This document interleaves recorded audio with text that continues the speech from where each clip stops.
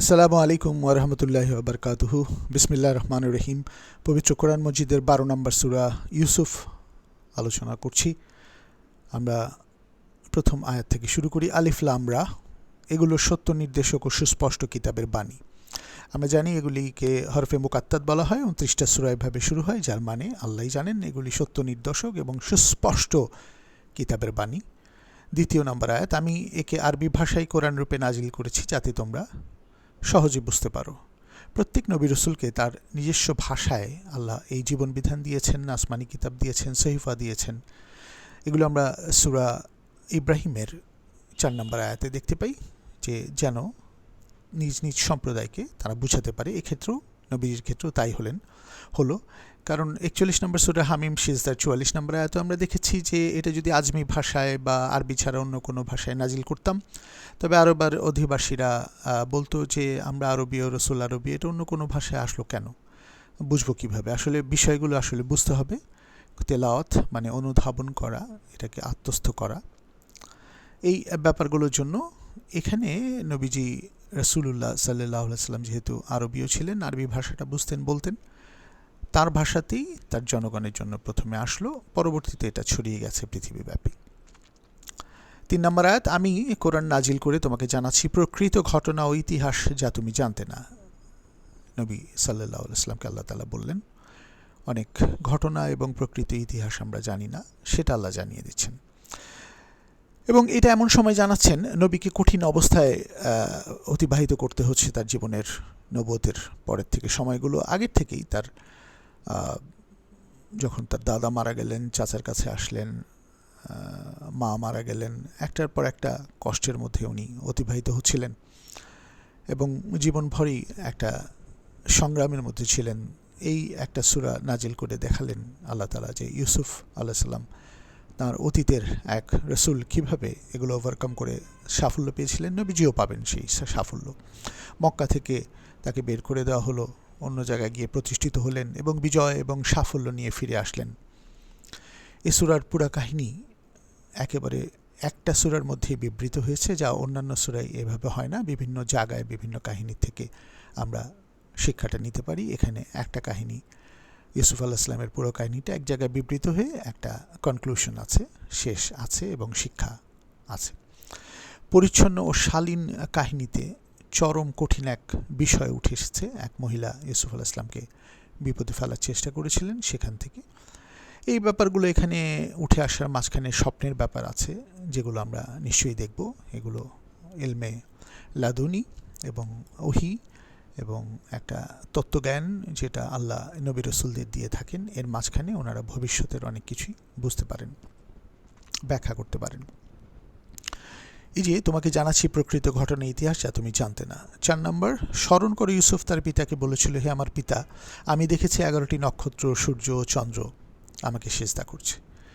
আসলে সমস্ত কিছু আল্লাহকেই সেজদা করে, আল্লাহর কাছেই নত হয়।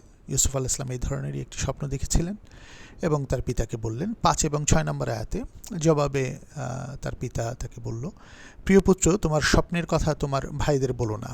তার বৈমাত্রীয় ভাই ছিল, সৎ ভাই ছিল 10 জন, নিজের একটা ছোট ভাই ছিল, যার নাম ইতিহাস থেকে জানা যায় বেনিয়ামিন। তো বাবা বলছেন, তোমার ভাইদের বলো না এই স্বপ্নের কথা, বললে তারা তোমার বিরুদ্ধে চক্রান্ত করতে পারে ঈর্ষাবশত। সামহাও তারাও হয়তো বা জানতে পারবে যে কিছু ভালো তার ক্ষেত্রে ঘটতে যাচ্ছে, যে বাবা এই ব্যাপারটা তাকে অন্যভাবে গাইড করছেন, বাবা যেহেতু নবী ছিলেন। আসলে শয়তান তো মানুষের প্রকাশ্য শত্রু। বাবা বলছেন শয়তান মানুষের মাঝখানে প্রকাশ্য শত্রু হয়ে আত্মীয় স্বজনের মাঝখানেও দূরত্ব সৃষ্টি করায় এবং কিছু আত্মীয় স্বজন, এই ক্ষেত্রে ভাইরা, খারাপ আচরণ করে এবং কিছু ভাইয়ের সাথে তারা এমন আচরণ করে যে তাদেরকে হত্যা করতেও তারা পিছপা হয় না। এই ব্যাপারগুলো মানুষকে সচেতন হতে বলছেন, যত আপনি যেই থাকুক না কেন। এখানে এই শিক্ষাটা আছে। আবার এই শয়তান যেহেতু এই চক্রান্ত সৃষ্টি করে, এই শয়তানি চক্র থেকে আমাদের সচেতন থাকতে হবে যেন এই ধরনের ঘটনা না ঘটে, বা উপেক্ষা করতে হবে তাদেরকে যারা এই ব্যাপারগুলোকে ঘটায়, বা তাদেরকে ভালোর পথে নিয়ে আসতে হবে। আসলে শয়তান তো মানুষের প্রকাশ্য শত্রু, তাই হবে। তুমি স্বপ্নে যা দেখেছো তাই হবে। আসলে একটা বড় সাফল্য বা ভালো কিছুই হবে যেহেতু তুমি এটা স্বপ্নে দেখেছো, তোমার প্রতিপালক তোমাকে মনোনীত করবেন আসলে নিজের কাজের জন্য, আল্লাহর কাজের জন্য, ভালো কাজের জন্য। তোমাকে স্বপ্ন বা ঘটনা প্রবাহের অন্তর্নিহিত রহস্য বোঝার জ্ঞান দান করবেন। এগুলোর অন্তর্নিহিত রহস্য বোঝার জ্ঞান দান করবেন, বাবা বলে দিচ্ছেন। আর তোমার উপর ও ইয়াকুবের পরিবার পরিজনদের উপর তার নিয়ামত পূর্ণ করবেন। সামনে অনেক নবী রসুল এখান থেকে আসবেন, এই পরিবার থেকে, ইয়াকুবের পরিবার, যেটা বনি ইসরাইল বলা হয়। ইয়াকুবের আরেক নাম ইসরাইল। আমরা সূরা বাকারার 40 নম্বর আয়াতে ডিটেল আলোচনা করেছি এই চ্যানেলে। যেভাবে তিনি তোমার পূর্বপুরুষ ইব্রাহিম ও ইসাকের উপর নিয়ামত পূর্ণ করেছিলেন। ইব্রাহিম ছিলেন ইয়াকুব আলাইহিস সালামের দাদা, ইসাক ছিলেন ইব্রাহিম ইয়াকুব আলাইহিস সালামের বাবা, এবং ইয়াকুব ছিলেন ইউসুফ আলাইহিস সালামের বাবা। তো এই যে তারা সবাই নবুয়ত লাভ করেছিলেন, তাদের নিয়ামত আল্লাহ পূর্ণ করেছিলেন। নিশ্চয়ই তোমার প্রতিপালক সর্বজ্ঞ প্রজ্ঞাময়, সব কিছুই আল্লাহ জানেন। 1 নম্বর রুকু শেষ হলো। দ্বিতীয় রুকু, ইউসুফ তার ভাইদের ঘটনাবলিতে সত্যান্বেষীদের জন্য উজ্জ্বল নিদর্শন রয়েছে। ইউসুফ ও তার ভাইদের যে এই যে ঘটনা, এখানে যারা সত্য খুঁজে নিখুঁতভাবে এবং সূক্ষ্মভাবে যারা এটাকে বুঝতে পারবে সূরাটাকে, এদের মাঝখানে, এই সূরার মাঝখানে উজ্জ্বল নিদর্শন রয়েছে।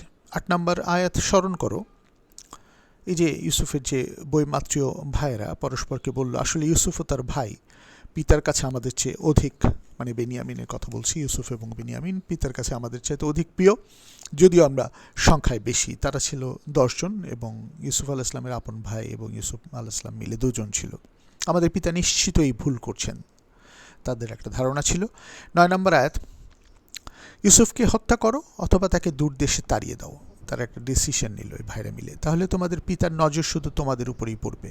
ওদের মাঝখানে একজন এই মতামত দিল এবং সবাই এটা মেনে নিল। এই কাজ করার পর বলল সেই ওদের ভাইদের মাঝখানে একজন, অনুশোচনা করে আবার যদি ভালো মানুষ হয়ে যাবে, মানে খুব ইজি, এই কাজ করার পর ভালো মানুষ হয়ে যাবে, মানে অনুশোচনা করবে আর ভালো মানুষ হয়ে যাবে, একটা অন্যায়কে প্ররোচিত করছিল। 10 নম্বর, ওদের একজন বলল ইউসুফকে হত্যা করো না। ওদের মাঝখানে একজন সেন্সেবল ভাই ছিল এই 10 জনের মধ্যেও। আর তোমরা যদি কিছু করতেই চাও তাহলে ওকে কূপের গভীরে ফেলে দাও। কম্পারেটিভলি সেন্সেবল, তুলনামূলকভাবে এটা হত্যা না করে কূপে ফেলে দিতে বলল একজন ভাই। যাত্রী দলের কোনো কাফেলা তাকে কূপ থেকে তুলে নিয়ে যাবে। 11 থেকে 12 নম্বর আয়াত, এই ব্যাপারে তারা একমত হলো। তাদের পিতাকে বলল, হে পিতা, ইউসুফের ব্যাপারে আপনি আমাদেরকে বিশ্বাস করছেন না কেন? আসলে ইউসুফকে ছাড়তে চাচ্ছিল না তাদের সাথে। তারা যখন বলল আমরা নিয়ে যাচ্ছি, আমরা তো তার সত্যিকারের শুভাকাঙ্ক্ষী, আপনি আগামীকাল তাকে আমাদের সাথে পাঠান। সে খেলাধুলা করবে, আনন্দ করবে, আমরা তাকে ভালোভাবে দেখে রাখব। 13 নম্বর আয়াতে জবাবে বলল ইয়াকুব আলাইহিস সালাম, তোমরা তাকে আমার কাছ থেকে নিয়ে যাচ্ছ, এই চিন্তা আমাকে বিষণ্ণ করে তুলছে। আমার ভয় হয় তোমাদের বেখেয়ালি মুহূর্তে নেকড়ের দল যদি তাকে খেয়ে ফেলে। 14 নম্বর আয়াত, ওরা বলল আমরা একটা বড় দল হওয়া সত্ত্বেও যদি নেকড়ে খেয়ে ফেলে তবে তো আমরা একেবারেই অপদার্থ প্রমাণিত হব। ইউসুফকে খাবে না, আমরা তো একটা বড় দল, আমরা এরকম অপদার্থ নই। 15 নম্বর আয়াত, তারপর ওরা যখন তাকে নিয়ে গেল এবং সকলে মিলে এক অন্ধকূপে তাকে নিক্ষেপ করার সিদ্ধান্ত নিল, তখন আমি ইউসুফকে ওহী পাঠালাম। আল্লাহ ওই যে ওহী পাঠানো শুরু করলেন, এর আগেও কিন্তু আল্লাহ পাঠিয়েছেন সেই স্বপ্নের ওহী, তাকে তৈরি করছেন এক নবুয়তের জন্য। তুমি ওদেরকে এই ঘটনা ভবিষ্যতে মনে করিয়ে দিতে পারবে, কিন্তু তখন ওরা তোমাকে চিনতে পারবে না। ইউসুফকে বললেন যে ভবিষ্যতে যখন তুমি ওদেরকে এটা মনে করিয়ে দিবে এই ঘটনা, ওরা তোমাকে চিনতে পারবে না। আমরা পরবর্তীতে ইতিহাসটা দেখব। 16 থেকে 18 নম্বর আয়াত, রাতের আধারে কাঁদতে কাঁদতে ওরা ওদের পিতার কাছে এলো, বলল, হে আমাদের পিতা, আমরা দৌড়ের প্রতিযোগিতায় মত্ত ছিলাম, ইউসুফকে রেখে গিয়েছিলাম আমাদের মালপত্রের কাছে, এই সময় নেকড়ে এসে তাকে খেয়ে ফেলেছে। মিথ্যা কথা বলল, কিন্তু আপনি আমাদের কথা বিশ্বাস করবেন না যদিও আমরা সত্যি বলছি। এরপর ওরা নকল রক্ত মাখানো ইউসুফের জামা পেশ করল। বিস্ময় প্রকাশ করে ইয়াকুব আলাইহিস সালাম বললেন, না, তোমরা এক মন গড়া কাহিনী বলছো, তোমাদের কথা আসলে ঠিক নয়। অবশ্য এখন আমার পক্ষে ধৈর্য ধারণ করাই শ্রেয়, আর তোমরা যা বলছো সে ব্যাপারে আমি শুধু আল্লাহর কাছেই সাহায্য প্রার্থনা করছি। এই চমৎকার একটা বিষয় এখানে কনক্লুড হচ্ছে 18 নম্বর আয়াতে এসে, যে এই যে ধৈর্য ধারণ করাই আমার জন্য শ্রেয়। আল্লাহ বলেছেন ধৈর্য ধারণ করো, কারণ বিপদে ধৈর্য ধারণ করা আল্লাহ দৃষ্টিতে উত্তম, আমরা জানি। আর এখানে তোমরা যা বলছো এই ব্যাপারে আমি শুধু আল্লাহর কাছেই সাহায্য প্রার্থনা করছি। এইটাই তৌহিদের উপর, একক সৃষ্টিকর্তার উপর সর্বত নির্ভরশীলতা।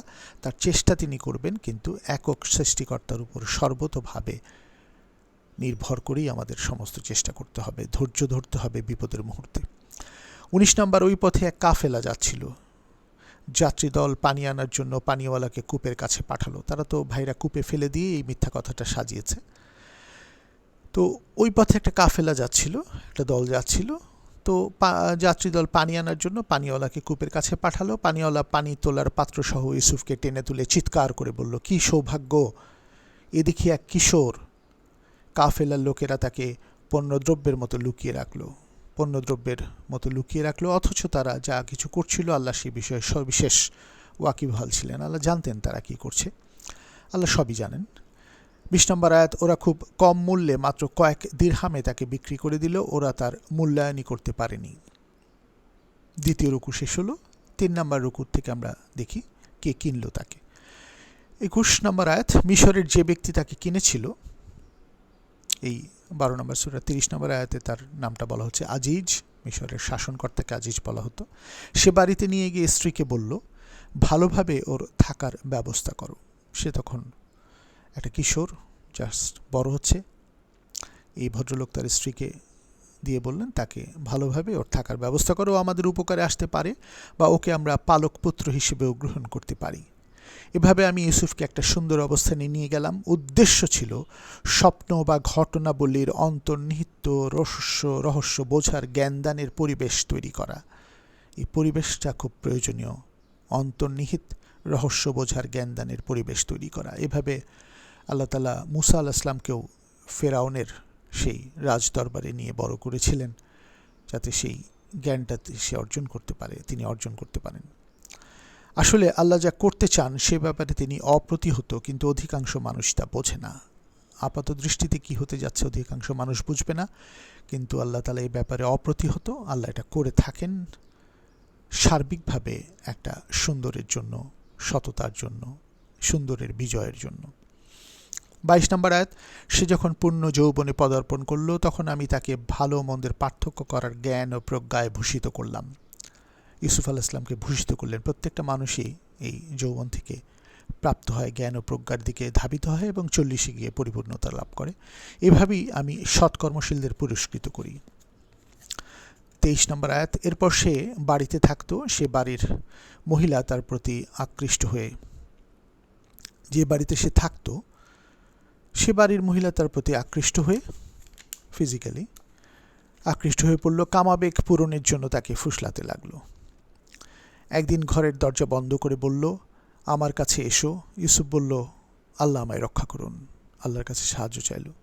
কারণ এগুলোতে কেমিক্যাল রিয়াকশন হয় এবং অবধারিতভাবে ফিমেল এবং মেল দুজনেরই আকর্ষণ সৃষ্টি হয়। এখানে যে ফিমেল মহিলা, তাকে আকৃষ্ট করার জন্য ঘরের দরজা বন্ধ করে বলল, আমার কাছে এসে। ইউসুফ তখন একেবারে আল্লাহর কাছে আশ্রয় চাইলেন, আল্লাহ আমায় রক্ষা করুন, এ ঘরের মালিক আমাকে এখানে সম্মানের সাথে থাকতে দিয়েছেন, অন্যায়কারীরা শেষ পর্যন্ত কোনো কল্যাণ পায় না, আমি যদি অন্যায়টা করে ফেলি আমি কোনো কল্যাণ পাবো না। এই যে কৃতজ্ঞতা বোধ এবং সুন্দরের পথে থাকার জন্য আল্লাহর উপর নির্ভরশীলতা আমাদের সবারই শিখতে হবে। জীবনের যে কোনো ক্ষেত্রে যে কোনো রকমের পথভ্রষ্টতার মধ্যে মানুষ পড়ে যেতে পারে, এখান থেকে আল্লাহর উপর সাথে সাথে নির্ভরতার দিকে ঝুঁকে পড়তে হবে, নত হতে হবে এবং তার কাছে সাহায্য করে কনফিডেন্স অর্জন করে এখান থেকে বের হয়ে আসতে হবে। কারণ এটা খুব গুরুত্বপূর্ণ। এবং আমরা একটা চমৎকার দোয়া দেখি সূরা ফুরকানের 24 নম্বর আয়াতে। সেই দোয়াটা হলো এরকম যে, হে প্রভু, আমাদের স্ত্রী ও সন্তানদের আমাদের তৃপ্তি ও আনন্দের উৎসে পরিণত করো। যারা বিবাহিত তাদের মাঝখানে এই ঘটনা ঘটে এবং অহরহ এই ব্যাপারগুলো ঘটে, মানুষ অন্যদিকে আকৃষ্ট হয়ে যায়। তাই বলা হচ্ছে আমাদের স্ত্রী ও সন্তানদের আমাদের তৃপ্তি ও আনন্দের উৎসে পরিণত করো এবং আমাদেরকে আল্লাহ সচেতনদের আদর্শে পরিণত করো। চমৎকার! আল্লাহ সচেতনদের আদর্শ মানে যে কোনো অন্যায় থেকে বিরত থাকার মতো মানুষ আমাদেরকে তৈরি করো। এই যে পারিবারিক কনসেপ্ট বা সুন্দরের কনসেপ্ট আমাকে ক্লিন রাখার একটা কনসেপ্ট, এগুলো এই সূরার এক চমৎকার বিষয়। অবশ্য 24 নম্বর আয়াতে মহিলা তার প্রতি আসক্ত হয়ে পড়েছিল, সেও মহিলার প্রতি আসক্তিতে কাবু হয়ে যেত যদি এ ঘটনার মধ্যে সে তার প্রতিপালকের সুস্পষ্ট নিদর্শন দেখতে না পেত। চমৎকার বিষয়। এমনিভাবে আমি ইউসুফের কাছ থেকে অন্যায় ও অশ্লীলতাকে বিদূরিত করে দেই। আসলে সে ছিল আমার বিশুদ্ধচিত্ত বান্দাদের একজন। এটার সাথে আমি আরও দুটো আয়াত এখানে পড়ি। 12 নম্বর সূরারই, এই সূরারই 33 নম্বর আয়াত। ইউসুফ বলল, হে আমার প্রতিপালক, এই মহিলাদের, পরবর্তীতে প্রচুর মহিলা এসেছিল, ঘটনাটা বলবো, আমন্ত্রণ রক্ষা করার চেয়ে কারাগার আমার কাছে শ্রেয়। এই কাজে জড়ানোর চাইতে, অশ্লীলতার কাজে, এর চেয়ে জেলে যাওয়া আমার কাছে শ্রেয়। তুমি যদি ওদের ছলনা থেকে আমাকে রক্ষা না করো, তবে আমি মহাবিষ্ট হয়ে মূর্খদের অন্তর্ভুক্ত হব। আল্লাহকে রক্ষা করার জন্য ইউসুফ আলাইহিস সালাম দোয়া চাইলেন।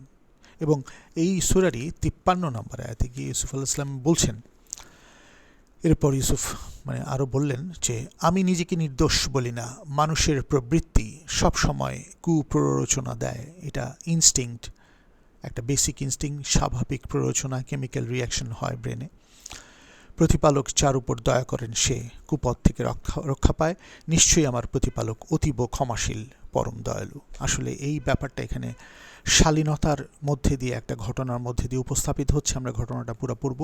এটার একটা ইনহেরেন্ট বিষয় রয়েছে। যেমন এই 12-53-তে যেটা বললাম, যে পুরো বিষয় যে অন্যায় অশ্লীলতা ত্যাগ করে একটা ভিশন থাকতে হবে, যে আমি কোথায় আসলে আমাকে রিচ করাচ্ছি পার্থিব জীবনে, এবং আল্লাহর কমান্ড কী, জীবন বিধান কী, নিজেকে পরিষ্কার রাখা, ক্লিন রাখা। এটি সৃষ্টিকর্তা চান যে তৌহিদের একটা এই কনসেন্ট্রেশন, একটা সেন্টার পয়েন্ট, এটা সেই ভবিষ্যৎমুখী যে একটি সর্বকালীন একটা পেইন, একটা কষ্ট ভুগতে হবে এই কাজে যদি আমি জড়িত হয়ে পড়ি, এর চেয়ে এই স্বল্পকালীন একটু সময়ের জন্য যে ফুর্তি বা যে এই অন্যায় আনন্দ, এইগুলোর জন্য সর্বকালীন একটা পেইনে ভোগার চাইতে, ওই যে দোয়াটা আগে বললাম, যে আমাকে আল্লাহ সচেতনদের অন্তর্ভুক্ত করো, এবং বিবাহিত মানুষদের ক্ষেত্রে যে আমার স্ত্রী এবং সন্তানকে আমার চোখে তৃপ্তিময় করে দাও, তৃপ্তির উৎস করো। এই গুরুত্বপূর্ণ বিষয়গুলো মানুষ তার জীবনের ক্ষেত্রে, এই যে আল্লাহর জীবন বিধানকে আমাকে সততা সুন্দরের পথে, এটাকেই তৃপ্তিময় করে দেওয়া, ওই পথটা। এই লং টার্ম একটা ভুল করে একটা কষ্ট সারা জীবন ধারণ করা, এটা ইরিভার্সিবল, এটা ফেরানো যায় না। তাই এই যে ধারণা চলে আসবে যা বয়ে বেড়ানো কষ্টকর, এটার চাইতে যদি কেউ সাময়িক সুখ লাভের আশায় তার কামনা বাসনার সাড়া দিয়ে বসে, যেমন আমরা 19 নম্বর সূরার 43-এ বলবো, যে তুমি কি সেই লোকদের দেখো নাই যারা তার এই প্রবৃত্তির কামনা বাসনাকে তার খোদা বানিয়ে ফেলেছে, এই যে তার উপাস্য বানিয়ে ফেলেছে। এখান থেকে সরে আসতে হবে। আমরা মরিয়মেরও একটা আয়াত দিয়ে দিলাম এখানে। এই যে ভুল, আর পরে সব সময়ের যে কষ্ট বয়ে বেড়াতে হবে এই ভুলের জন্য, এটা তো আর ফেরানো যাবে না, ঘোরানো যাবে না। অতীতের যে ক্লিনলিনেসে ফিরে যাওয়া যাবে না, পরিষ্কার যে মানুষটা ছিলাম সেখানে তো আর ফিরে যাওয়া যাচ্ছে না। এই স্বপ্ন দেখে ভবিষ্যৎ উপলব্ধির আরেক উজ্জ্বল রূপ। এই যে এই বিষয়গুলো কিন্তু আমরা দেখি, আমাদের অন্যায়ও আমরা কিন্তু আমাদের মাঝখানে আসে, চিন্তা করি, স্বপ্নে আসে, আমাদের বাস্তবতায় আসে। এখান থেকে ফিরে আসাটা সাথে সাথে আল্লাহর উপর নির্ভর করার একটা চমৎকার শক্তি ইউসুফ আলাইহিস সালাম এখানে এই 3টা আয়াতের মাঝখানে দিয়ে দিচ্ছেন, যে 3টা আয়াত এখন পড়ে এই আলোচনাটা করছি।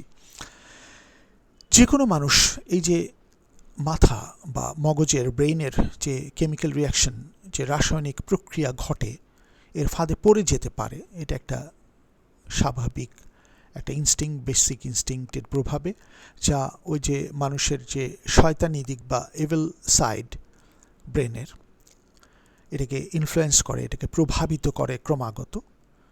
চোখের যে শালীনতা, এটাও আমরা দেখেছি যে সূরা নূরের যে ওই 30 নম্বর আয়াতে পুরুষকে বলা হচ্ছে, 31-এ বলা হচ্ছে মহিলাকে, তোমাদের চোখের শালীনতার ব্যাপারটা অনেক গুরুত্বপূর্ণভাবে আসে। অন্যান্য আয়াতে আসে, তোমার দৃষ্টি সংযত করো। এই ব্যাপারগুলো আমাদেরকে এই কেমিক্যাল রিয়াকশন থেকে বাঁচাবে, যেটা আল্লাহর উপর নির্ভর করে এই জায়গাটা আমাদের করতে হবে মানুষকে। এই যে evil side of the brain influence যেন না করতে পারে, খারাপ দিকটা আমাদের মগজের, আমাদেরকে যেন খারাপে না যেতে পারে, আমাদেরকে ভালোর চিন্তা করতে হবে। এবং জীবন বিধান, এই যে কোরআন সহ যে অতীতের ধর্মগ্রন্থ এসেছে, এগুলো আমাদেরকে কিন্তু আসলে এই ভালো পথে রাখার চমৎকার চেষ্টা করে। আর পুরুষ মানুষের পলিগ্যামি বা বহুগামিতার বিষয়টা সর্বজন বিদিত, তাদের মাঝখানে বেশি কাজ করে, কিন্তু এখানে মহিলার মানসিকতাও প্রকাশিত হচ্ছে এই সূরায়। ফ্রয়েডীয় এই যে ম্যাটার অফ আকর্ষণ, যে সিগমন্ড ফ্রয়েড যে ব্যাখ্যা করেছেন, due to physical dissatisfaction to be shifted to higher level, যে যে একটা মানুষ যখন এই চিন্তাটা আসবে, তখন এই যে ফিজিক্যাল স্যাটিসফ্যাকশন, শারীরিক যে সুখ, সাময়িক সুখ লাভের চাইতে যে হায়ার লেভেলে সুখ লাভ, যে সারা জীবন কষ্ট যেন না পাই, এটা চমৎকারভাবে যে আমরা বুঝতে পারবো যে এই একটা ব্যাড পেইন বা একটা অশ্লীল কষ্ট নিজের মধ্যে লুকিয়ে রেখেও বয়ে বেড়ানোর চাইতে একটা সুন্দরের পথে থাকার যে হায়ার লেভেল অফ স্যাটিসফ্যাকশন, একেবারে উচ্চ লেভেলের স্তরের যে ভালো লাগা, সেটা অনেক পবিত্র, অনেক সুন্দর। এই দার্শনিক ভিত্তিটা এখানে উঠে আসে, যেটা আমরা এই সূরার মাঝখানে জানছি। আমরা 24 নম্বর আয়াতের পরেই আমরা 33 এবং 53 নম্বর আয়াত আলোচনা করলাম। আমরা 24-এর পরে আমরা 29 পর্যন্ত এখানে একটু আলোচনা করি। এই মুহূর্তে মহিলা তার প্রতি আসক্ত হয়ে পড়েছিল, সেও মহিলার প্রতি আসক্তিতে কাবু হয়ে যেত, যদি এই ঘটনার মধ্যে সে তার প্রতিপালকের সুস্পষ্ট নিদর্শন দেখতে না পেত। এমনিভাবে আমি ইউসুফের কাছ থেকে অন্যায় ও অশ্লীলতাকে বিদূরিত করে দেই। আসলে সে ছিল আমার বিশুদ্ধ চিত্ত বান্দাদের একজন। চমৎকার! এই যে বিশুদ্ধ চিত্ত বান্দা, এটাই হতে হবে। এতক্ষণ যেটা আলোচনা করলাম, এর মাঝখানে সবচেয়ে হায়ার লেভেল অফ স্যাটিসফ্যাকশন আছে। এই ফিলোসফিটি আসলে কোরআন প্রকাশ করে। আমরা সর্বতোভাবে কোরআনটা সার্বিকভাবে পুরোটা পড়ার পর এই ফিলোসফিগুলি নিজের মধ্যে ধারণ করতে পারি, যেটাতে কখনোই মানুষ ডিরেল হবে না, পথভ্রষ্ট হবে না। একটা সুন্দর সততার পথ, একটা পারিবারিক বন্ধনের পথ, একটা সুন্দর মানুষ হওয়ার পথ তারা খুঁজে পাবে এখান থেকে। এই বিশুদ্ধচিত বান্দাদের একজন ছিল ইউসুফ। 25 নম্বর, তারা দুজনই দরজার দিকে দৌড় দিল, এই মহিলা এবং এই ইউসুফ আলাইহিস সালাম। যখন মহিলা ইউসুফের পেছন থেকে কাপড়ের কলার ধরে ফেললো এবং ছিঁড়ে ফেললো, এবং দরজা খোলা মাত্রই দেখলো গৃহস্বামী সেখানে দাঁড়িয়ে। মহিলা দেখলো তার হাজব্যান্ড সেখানে দাঁড়িয়ে। মহিলা বলল, যে ব্যক্তি তোমার স্ত্রীর শ্লীলতাহানি করতে চায়, সেই গৃহস্বামীকে বলল, তার কি শাস্তি হওয়া উচিত? তাকে কমপক্ষে জেলে পাঠানো বা আরও কোনো গুরুতর শাস্তির ব্যবস্থা করা কি উচিত নয়? উল্টো ইউসুফ আলাইহিস সালামের উপর দোষ দিয়ে দিল মহিলা। 26 এবং 27 নম্বর আয়াত, ইউসুফ বিস্ময় প্রকাশ করে বলল, আমি নই, সেই চাচ্ছে আমি তার সাথে কুকর্মে লিপ্ত হই। ঘটনার সত্যাসত্য নিরূপণের জন্য মহিলার পরিবারের একজন বলল, আসলে বিষয়টি সহজ। যদি ইউসুফের কাপড় সামনে থেকে ছেঁড়া থাকে, ইউসুফ আলাইহিস সালাম যখন বললেন যে আমি নই দোষী, সেই এই বিষয়ে কুকর্মে লিপ্ত হতে চাচ্ছে। তো ওই মহিলার পরিবার যখন বলল বিষয়টি সহজ, যদি ইউসুফের কাপড় সামনে থেকে ছেঁড়া থাকে তাহলে মহিলা সত্য এবং ইউসুফ মিথ্যা বলছে। কারণ ইউসুফ আসছিল, মহিলা নিজেকে প্রোটেকশনে দেওয়ার চেষ্টা করেছে। আর যদি কাপড় পেছন থেকে ছেঁড়া থাকে তবে মহিলা মিথ্যা বলছে, ইউসুফ সত্য বলছে, ইউসুফকে সে টেনে ধরেছিল। 28 থেকে 29 নম্বর আয়াত, যখন তার স্বামী দেখল যে ইউসুফের জামা পেছন দিক থেকে ছেঁড়া, তখন সে বলল, নিশ্চয়ই এ তোমার ছলনা। তার স্ত্রীকে বলল, নারীর ছলনা বড় সাংঘাতিক, সেখানে বলা হচ্ছে। আমরা ছোটবেলায় একটা লেখা পড়েছিলাম, ফ্রেলটি দাই নেম ইজ ওমেন, বাট ওটা বড় কথা না, যে কোনো কেউই পথভ্রষ্টতায় পড়তে পারে। এখানে নারীর ব্যাপারটা ঘটেছিল। ইউসুফ, তুমি ঘটনাটি ভুলে যাও, আর হে নারী, তুমি ক্ষমা চাও আল্লাহর কাছে। এখানে বলা হলো, তাকে জাস্টিস দেওয়া হলো, আসলে তুমিই তো অপরাধী। এই 3 নম্বর রুকু পর্যন্ত শেষ হলো। 4 নম্বর রুকুতে 30 নম্বর আয়াত আমরা দেখি, শহরের মহিলারা পরস্পর বলাবলি করল, আজিজের স্ত্রী তার যুবক দাসকে খারাপ করার জন্য ফুসলাচ্ছে। অন্যান্য যে মহিলারা আশেপাশে ছিল শহরে, সে তার প্রেমে দেওয়ানা হয়ে গেছে, আমরা তো দেখছি সে বড় ভুল করছে। ওই মহিলার কথা এই সব মহিলারা মিলে ওই শহরের বলতে থাকলো যে আজিজের স্ত্রী তার যুবক দাসকে খারাপ করার জন্য ফুসলাচ্ছে। 31 নম্বর আয়াত, সে যখন এদের কানাঘুষা শুনল, আজিজের স্ত্রী, তখন সে এই মহিলাদেরকে এক ভোজ সভায় আমন্ত্রণ করল। খাবার পরিবেশিত যখন হলো, ফল কাটার জন্য প্রত্যেকের প্লেটেই দেওয়া হলো ছুরি, ধারালো ছুরি। যখন সবাই ছুরি দিয়ে ফল কাটা শুরু করবে, এমন সময় সে ইউসুফকে বলল, ওদের সামনে এসো। মহিলারা ইউসুফের সৌন্দর্য দেখে, অসাধারণ সুন্দর ছিলেন ইউসুফ আলাইহিস সালাম, সৌন্দর্য দেখে বিস্ময়ে বিস্ফোরিত নয়নে তার দিকে তাকিয়ে রইল এবং ছুরি দিয়ে হাত কেটে ফেলল। ফলের পরিবর্তে হাত কেটে ফেলল, আঙ্গুল কেটে ফেলল, এরকম মানে ভুলে, মানে ফল কাটতে গিয়ে আঙ্গুলে পড়ে গেল। যে এত সুন্দর, ইউসুফ এখানে খেয়াল করতে পারল না। ওরা বলে উঠল, আল্লাহ মহান, এ তো মানুষ নয়, এ তো জ্যোতির্ময় ফেরেশতা। 32 নম্বর আয়াত। তখন সে মহিলা বলল, এবার বোঝো, এ তো সেই যুবক যার জন্য তোমরা আমার নিন্দা করছো। নিশ্চয়ই আমি তাকে ফুসলানোর চেষ্টা করেছি। সে স্বীকারোক্তি দিল, কিন্তু সে নিজেকে পবিত্র রেখেছে। এই অ্যাকনলেজমেন্টটাও দিল যে ইউসুফ কিন্তু নিজেকে পবিত্র রেখেছে। যাই হোক, এখন সে যদি আমার বাধ্য না হয়, তবে সে কারাগারেই যাবে, সে লাঞ্ছিত অপদস্থ হবে। এখনও মহিলা কিন্তু সেই জিনিসটা চাইতে থাকলো, আমার চাওয়া পূরণ না করলে তাকে কারাগারে দেওয়া হবে, সে লাঞ্ছিত অপদস্থ হবে। 33 নম্বর আয়াত, যেটা আমরা আগেও একবার বললাম। ইউসুফ বলল, হে আমার প্রতিপালক, এই মহিলাদের এই যে জৈবিক আমন্ত্রণ রক্ষা করার চেয়ে কারাগার আমার কাছে শ্রেয়। কি চমৎকার! আমি কারাগারে জেলে পচে যাই, কিচ্ছু যায় আসে না। এই যে নির্ভরতা আল্লাহর উপরে, তুমি যদি ওদের ছলনা থেকে আমাকে রক্ষা না করো, তবে আমি মোহাবিষ্ট হয়ে মূর্খদের অন্তর্ভুক্ত হব। আল্লাহর কাছে চাইলেন, এদের ছলনা থেকে আমাকে রক্ষা করো, ভালো মন্দ বিচার করে কাজ করতে আমি অক্ষম। এই মুহূর্তে এদের চাপে তুমি সাহায্য করো, যেন আমি সক্ষম হই এবং অজ্ঞদের, মূর্খদের অন্তর্ভুক্ত না হই, এই ভুল কাজ যেন না করি। 34 নম্বর আয়াত। অতঃপর তার প্রতিপালক তার প্রার্থনা কবুল করলেন এবং তাকে নারীদের ছলনা থেকে রক্ষা করলেন। আল্লাহর কাছে চাইলে আল্লাহ দেন, আমরা কোরআনে বিভিন্নভাবে দেখেছি, এবং নিজের প্রচেষ্টা থাকতে হবে। যে মানুষ নিজেকে সাহায্য না করে, তাকে আমি সাহায্য করি না। আল্লাহ 13 নম্বর সূরা রাদের 11 নম্বর আয়াতে এটা বলেন, জাতি মানুষের কথা। এই যে নিশ্চয়ই তিনি সব শোনেন, সব জানেন, রক্ষা করলেন আল্লাহ ছলনা থেকে। এবং 35 নম্বর আয়াতে এই যে ইউসুফের যে নির্দোষিতার সুস্পষ্ট নিদর্শন দেখার পরও গৃহস্বামী ও স্বজনেরা মনে করলো কিছুকালের জন্য তাকে কারাগারে পাঠানোই উত্তম। তাকে ভিতরে অন্যায্যভাবে, জানে ইউসুফের কোনো দোষ নাই, গৃহস্বামী তাকে কারাগারে পাঠিয়ে দিল। 5 নম্বর রুকু, 36 নম্বর আয়াত। ইউসুফের সাথে কারাগারে আরও 2 যুবক প্রবেশ করল। একজন বলল, স্বপ্নে দেখলাম আমি আঙুর নিংড়ে রস বের করছি। এই যে জায়গাটা তখন আবার আসবে 5 নম্বর রুকুতে, যে স্বপ্নের ব্যাপারটা আবার আসবে, তখন আমরা স্বপ্ন নিয়ে আলাপ করলাম। প্রথম পর্ব আমরা 4 নম্বর রুকুর এই 35 নম্বর আয়াতে শেষ করলাম। এরপরে আমরা 5 নম্বর রুকু আবার দ্বিতীয় পর্বে শুরু করব। আসসালামু আলাইকুম ওয়া রাহমাতুল্লাহি ওয়া বারাকাতুহু।